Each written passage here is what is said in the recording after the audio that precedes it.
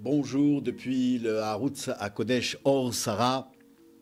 Nous continuons donc la série que nous avions commencée déjà la semaine dernière. Réponse aux questions de l'existence, réponse aux questions que les gens dans la vie nous posent ou qu'on se pose nous-mêmes. Et aujourd'hui, nous allons aborder les questions consistant à répondre au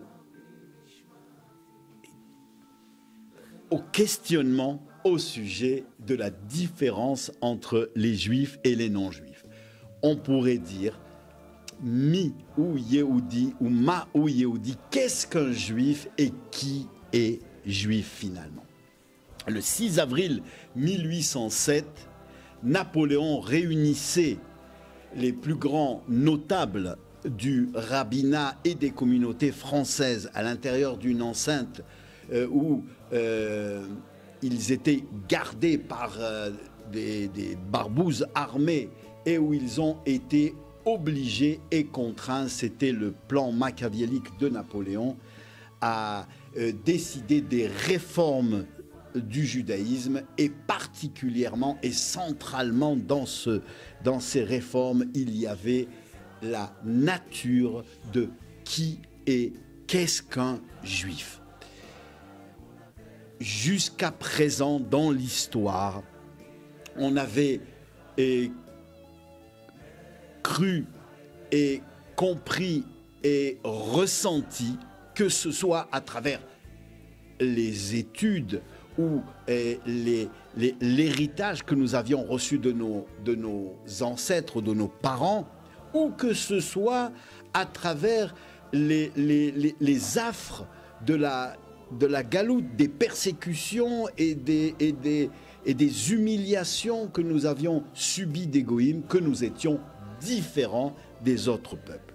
Napoléon voulait, dans son plan d'assimilation du peuple juif, que les juifs se déclarent ne plus être différents, avec tout ce que ça comportait, et en premier lieu de s'assimiler, de se marier avec des non-juifs. Il avait prévu et demandé que dans la charte du consistoire, du premier consistoire en France, il y ait du grand Sanhedrin, donc il soit décrété qu'un tiers des mariages doit être obligatoirement mixte pour prouver qu'il n'y avait aucune différence entre un juif et un autre juif, si ce n'était l'idéal ou la philosophie ou la façon de voir la vie, mais sur le plan essentiel, il n'y avait aucune différence entre les autres êtres humains et les juifs. Et bien sûr après, puisqu'il en était ainsi, de faire passer et de déclarer que la loi française, l'armée française, l'engagement dans les conquêtes napoléoniennes passait avant le respect des lois de la Torah. Eh bien, le 4 octobre 1798, donc un peu avant, il s'était passé une chose semblable en Europe centrale, lorsque le premier rabbi de Lubavitch, l'Admour Hazaken, Rabbi Shneur Zalman, qui habitait à Liozna à l'époque, avait été enfermé par les autorités tsaristes à l'époque en Russie, après avoir été dénoncé par toute une engeance de personnages maléfiques venus d'Allemagne d'ailleurs et qui étaient des héritiers ou des élèves d'une école qu'avait fondé un sinistre personnage qui répond au nom de Moïse Mendelssohn un peu avant la Révolution française et qui voulait réformer le judaïsme justement, principalement sur ce point-là, en affirmant et en enseignant que le juif n'est pas différent des autres êtres humains et que donc il doit se plier à des réformes qui vont lui permettre de vivre à l'unisson avec les autres peuples et leurs coutumes. Et bien sûr, leurs perversions aussi. Il a donc été accusé et dans son chef d'accusation, il y avait un point auquel il n'a pas répondu, mais il s'est contenté de sourire et ça a suffi aux autres, à la cour réunie qui le jugeait. Il s'agissait de la question « Pourquoi avez-vous dit, Rabbi, dans votre livre principal qui s'appelle le Tanya, qu'il y a une différence essentielle entre le juif et le non-juif, que le juif possède une âme divine alors que le non-juif ne possède qu'une âme animale. Et puis vous avez dit que même si le juif possède aussi une partie humaine, animale en lui, eh bien, elle est bien supérieure et bien plus éthérée que chez les non-juifs, parce que même le côté humain chez le juif présente des qualités exhalées de bonté, de pitié, de miséricorde et de modestie qui n'existent pas chez les goïms. Il a souri, ça leur a suffi, ils ont baissé la tête et il était clair qu'il valait mieux qu'il ne l'explique pas, parce que s'il avait d'une manière extrêmement brillante défendu ses positions jusqu'à présent, il risquait ici aussi de faire du clair et alors ça aurait été une humiliation pour eux. Ils le savaient. Ils savaient que même sur le plan humain, un juif est supérieur en ce qu'il ressent de miséricorde et en ce qu'il est bon dans sa nature et en ce qu'il est modeste dans sa nature par rapport aux autres peuples. Et donc, ils ont baissé la tête. Le Baal HaTanya, donc Rabbi Shneur Zalman, le premier rabbi de Lubavitch, écrira dans son livre que l'amour qu'un juif ressent pour Dieu lui vient en héritage de ses pères. C'est-à-dire que Abraham, Yitzhak et Yaakov ont réussi à faire passer dans les gènes de l'essence du peuple juif un amour qui le lie à Dieu et qui en fait une personnalité qui dépasse le genre humain et qui se démarque de cette humanité. Alors, comment est-ce possible? Ça pose problème quand on dit les choses telles qu'elles sont. Et on pourrait dire, alors si c'est ainsi, si vraiment un juif est différent, ce n'est pas un être humain comme les autres, eh bien ça pourrait donner raison à bien des antisémites. Et je dirais que oui, effectivement, c'est peut-être ça que, au fond, d'une manière inconsciente, dans l'inconscient collectif, on ressent lorsqu'on est antisémite. Mais certainement que ça va bien au-delà de ça, et c'est ce que nous allons expliquer maintenant. Qu'est-ce qui s'est passé? Comment peut-on faire passer dans les gènes de l'essence de l'être un amour pour Dieu? Un amour pour Dieu, c'est quelque chose qui est chez les autres peuples du domaine de la philosophie, du domaine des qualités humaines et morales, mais pas du domaine de l'essence. Qu'un être humain mette au monde un autre être humain, il en va de l'essence de la personne. Un chien va mettre au monde un chien, un chat mettra au monde un chat, et une abeille mettra au monde une autre abeille. Mais mais on ne verra jamais un être humain mettre au monde un chien ou un chat ou une abeille, ou le contraire. C'est parce que il y a des choses qui sont essentielles qui passent dans les générations d'après, et il y a des choses qui sont beaucoup moins essentielles et qui ne passeront pas obligatoirement, comme par exemple la philosophie, les idées politiques, les positions par rapport au sens de la vie, etc., etc., qui ne passent pas obligatoirement. Et même si les qualités humaines passent souvent de génération en génération, eh bien, il suffit qu'il y ait un bouleversement dans les conditions affectives de la vie pour que ces qualités ne soient pas reprises de génération en génération. Alors, qu'est-ce qui a fait qu'ils ont, dans l'essence de leur personnalité, pu transmettre comme l'humanité est transmise de père en fils chez les êtres humains, et le fait que le chat est transmis de père en fils chez les chats, qu'est-ce qui a fait que l'amour de Dieu est transmis de manière essentielle de génération en génération chez les Juifs?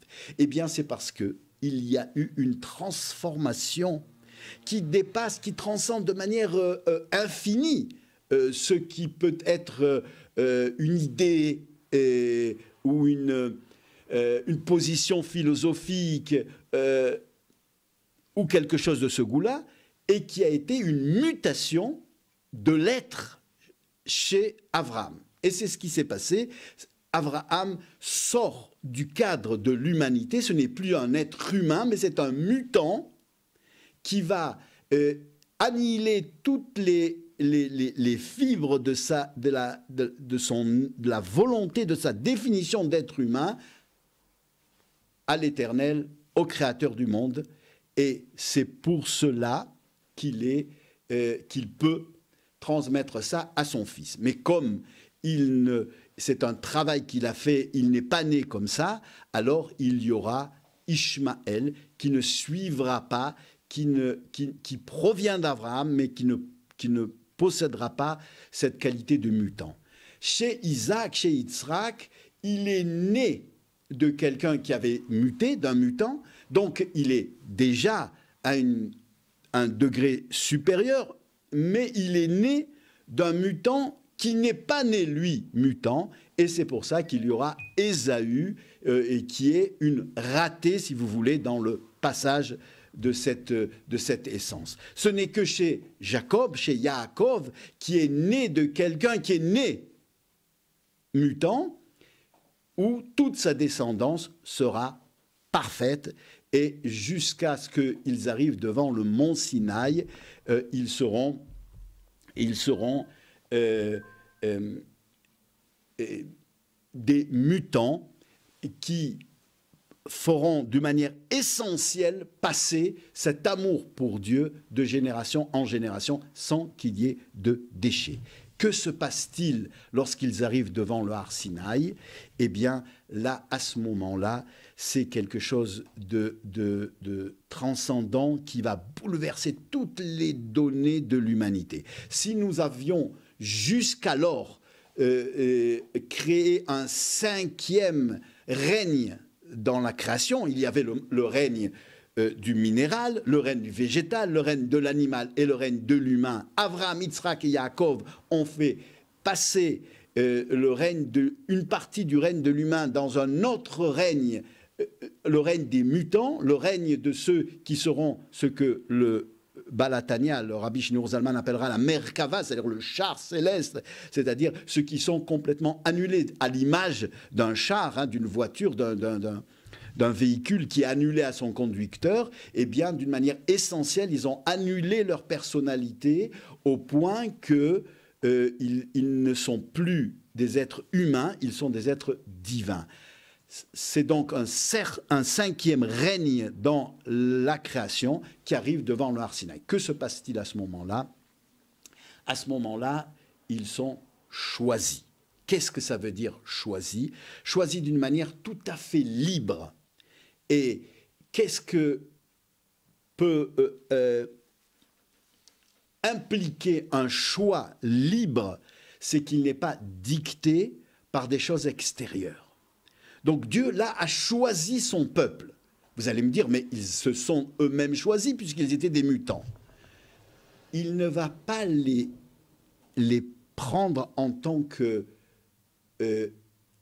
peuple élu saint parce qu'ils sont des mutants ou parce qu'ils sont beaucoup plus élevés que le reste de l'humanité, mais parce qu'il est Dieu et que nous sommes son peuple. C'est-à-dire sans absolument aucune condition, d'une manière totalement libre. C'est vrai que nous étions des êtres divins, c'est vrai que nous étions supérieurs au reste de l'humanité. D'ailleurs, il y a un midrash qui dira que le bon Dieu a essayé de donner la Torah, à présenter le texte de la Torah à tous les autres peuples, et chacun aura dit qu'ils accepteront la Torah, sauf une chose qu'ils ne comprennent pas. Les Romains, par exemple, ont dit on ne comprend pas qu'il ne faut pas tuer, puisque notre empire se fait à la pointe du glaive et au tranchant de la lame de nos épées. Eh bien, on fera toute la Torah, puis ça, quand on le comprendra, on le fera, mais pour l'instant, on ne le fera pas. Les Perses ont dit on comprend tout, sauf le fait qu'on ne doit pas faire d'adultère. Donc, on ne fera pas ça, on fera le reste, mais pas ça. Les peuples d'Ishmaël ont répondu on comprend tout, même qu'on ne dûse pas tuer, mais qu'on ne dûse pas voler, c'est quelque chose qu'on n'arrive pas à comprendre. Alors on le fera plus tard quand on le comprendra. Le seul peuple qui a eu le génie de répondre on fera et puis on comprendra par la suite, on fera tout, même ce qui n'est pas à visage humain, parce que la Torah provient de Dieu, c'est la sagesse divine. C'est évident qu'il y a des points qui ne sont pas à visage humain, qui sont à visage divin dans la Torah. Alors on fera tout, même si on ne comprend pas tout, mais on le fera, et puis plus tard, on essaiera de le comprendre. Alors là, oui, ce midrash prouve que c'est parce que nous ayons eu un génie et des qualités qui nous faisaient transcender le reste de l'humanité. C'est pour cela que Dieu nous a choisis. Mais un autre midrash, qui apparemment est contradictoire, dira non, c'est pas pour ça que Dieu nous a choisis. C'est qu'il a pris la montagne, le Har Sinaï, il a renversé sur le peuple juif et il a dit attention, maintenant, soit vous acceptez la Torah, soit je lâche, et alors la montagne va vous écraser et l'univers, le cosmos, retourne au néant comme avant la création.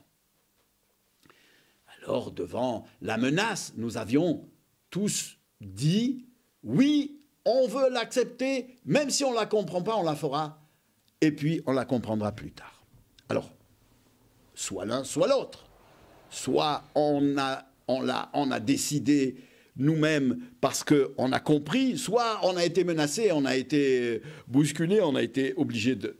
Alors, la Chassidoute explique qu'en fait, ce qui s'est passé, c'est que le bon Dieu a montré un tel amour pour le peuple juif que nous ne pouvions pas refuser. À l'image d'une mère qui voit son enfant et qui est éprise d'amour et qui voudrait le manger. Eh bien, c'est de cette manière-là que le bon Dieu a voulu exprimer son amour en prenant la montagne et en disant « Si vous n'acceptez pas, j'écrase tout ». Qu'est-ce qui a dicté ce choix? Non pas le fait que nous soyons supérieurs aux autres, mais uniquement le fait qu'il est Dieu et que par essence, il nous veut, il nous aime, il nous chérit et nous sommes une partie de lui. Nous expliquerons tout ça et surtout ce qui découle, parce que s'il en est ainsi, alors les choses sont graves et d'immenses incidences peuvent découler de ce que nous venons d'affirmer. Eh bien, nous examinerons ça dans le cours prochain, si vous voulez bien rester avec nous, et si Dieu veut que nous continuions ensemble. Donc, à bientôt.